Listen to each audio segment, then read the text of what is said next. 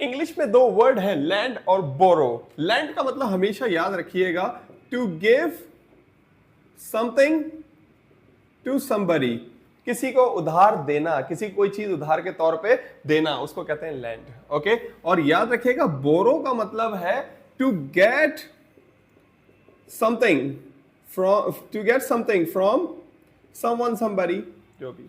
तो लैंड का मतलब है उधार देना और बोरो का मतलब है उधार लेना। मैं कहता हूं I will lend you some money, मैं आपको कुछ पैसे उधार दूंगा। I will lend you some money, मैं आपको कुछ पैसे उधार दूंगा, but make sure you return it on time, कि आप टाइम पे वापस कर दें। और बोरो का मतलब है उधार लेना।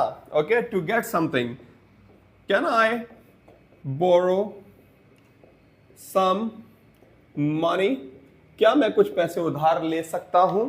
ओके, सो लैंड और बोरो। लैंड का मतलब होता है to give something to somebody, किसी को उधार देना, और बोरो का मतलब है to get something from somebody, किसी से उधार लेना। जैसे मैंने कहा कि I will lend you some money, I will lend you this book, I will lend you this pen. Alright, land. और बोरो का मतलब है उधार लेना। Can I borrow this pen, can I borrow some money, can I borrow this book. तो borrow उधार लेना। और याद रहे लैंड की सेकंड और थर्ड फॉर्म क्या है। सेकंड फॉर्म ये है LENT और थर्ड फॉर्म ये है। और बोरो की क्या है सेकंड और थर्ड फॉर्म, यहां लिख देता हूं। ओके, बोरो की सेकंड और थर्ड फॉर्म क्या है, बोरोड सेकंड फॉर्म, और थर्ड फॉर्म भी क्या है, बोरोड।